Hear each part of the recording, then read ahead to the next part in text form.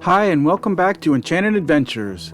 Peter Pan's Flight was an opening day attraction for the Magic Kingdom back in 1971. Today, it is still one of the most popular attractions in Disney World and often has wait times of an hour or more. So what's the story? Is it worth the wait? What tips can help you minimize your wait? Today we'll look into all that, as well as the history and details that you might miss in this classic attraction. If you enjoy this video, please be sure to like and subscribe. It's easy and painless, and it really helps us as we try to build this channel. We'd love to hear your feedback, so give us a comment as well.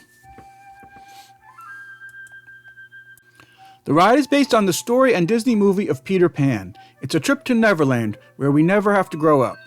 This is the goal the Imagineers had for Fantasyland, to create a whole land as close to a Neverland experience as we could hope to get.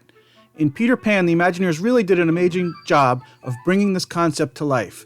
That's why it's still one of the most popular attractions in the Magic Kingdom.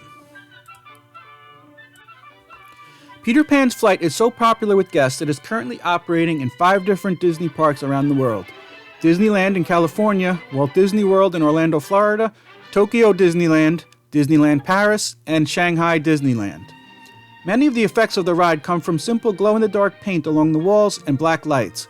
The ride uses an Omnimover design system seen in many other Disney rides, such as the Haunted Mansion, which allows the loading and unloading of guests without stopping the ride. Peter Pan's system is unique in that the cars are suspended from above, giving guests the feeling of flying. This system is very efficient, but then why does Peter Pan still have such long wait times? The answer comes down to capacity.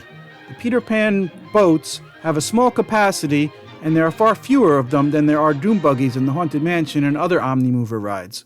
So Peter Pan can handle about 800 guests per hour, while other rides can handle closer to 3,000. Because the wait for getting on this attraction was usually long, Disney wanted to give guests a little bit better experience while they waited in line. So in 2014, while Fantasyland was being reworked and the new Fantasyland editions made, the queue for Peter Pan was also revamped. Now guests enter an interactive queue, which takes them through a corridor of bright and interactive murals. We then enter the Darlings' home, where we see photos of the family hanging on the walls, Big Ben against the night sky through the windows, Nana's doghouse outside, and even the children's nursery. The Imagineers have put in an amazing amount of detail, such as Wendy's beautiful canopied bed, a calendar on the wall from 1904 with December 27th circled, blocks on the bed that spell Peter Pan, and blocks on the floor, just like the first scene of the 1953 Disney Peter Pan movie. There are also interactive elements with shadows and reactions to the shadows. Guests board ships, they are taken off to a magical world, flying over many different scenes from the Peter Pan story and movie.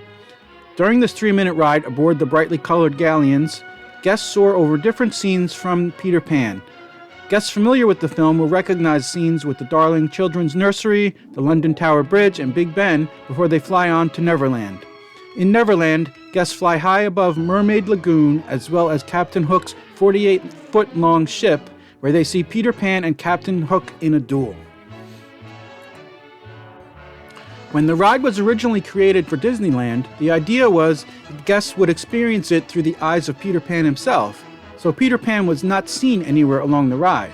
But Disney quickly learned that many guests did not make that connection, and they were confused as to why they did not see Peter Pan. So changes were made so that Peter Pan would be included. By the time the ride was developed for Disney World, Peter Pan was an integral part of the ride. When you are flying over various scenes, especially when you are flying over London, you will notice that you feel as if you are much higher than you actually are. The ride vehicles are only taking you around 17 feet in the air, but you feel as though you're much higher due to the use of forced perspective. The forced perspective is used in the way that the buildings and the scenery are constructed so that you look higher than you actually are. This is a technique that was used in the creation of Cinderella's castle so that it looks much taller than it actually is. Have you noticed the cars on the street when you fly over London? Well, those cars are actually glow-in-the-dark paint drops that have been added to a bicycle chain and placed in the scene. This is a simple yet excellent way to add the element to the attraction and help create the sense of the bustling city moving along below you.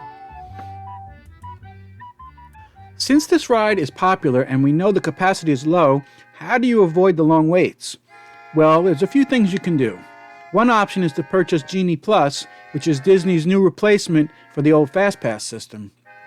This will allow you to make Lightning Lane FastPass type of returns for later in the day. If Peter Pan is one of your priorities, you'll want to make this one of your first Lightning Lane selections, as they will fill up later in the day. If you don't want to purchase Genie Plus, then you should head to Peter Pan first thing in the morning. Getting to the park at opening is key. If you are staying at a Disney resort, then you will be able to take advantage of the opportunity to get into the parks up to an hour early, and you should definitely take advantage of this. Getting there early should allow you to have minimal wait. Another option is to wait until the evening hours. After the fireworks, the Magic Kingdom crowd will clear out considerably. Rides like Peter Pan that have super long waits throughout the day should have reasonable wait times of 30 minutes or less at this time. You can use the final 2 or so hours of the day before the park closes to get in a lot of these rides.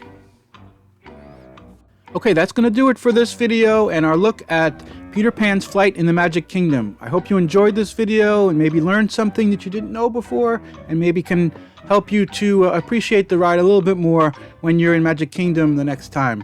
If you like this video, again, please subscribe to us and leave a comment. It really means a lot, and it's really going to help us grow this channel and keep it going and keep making more videos like this. So keep an eye out. We'll have another video coming up next week, and we'll see you later. Bye.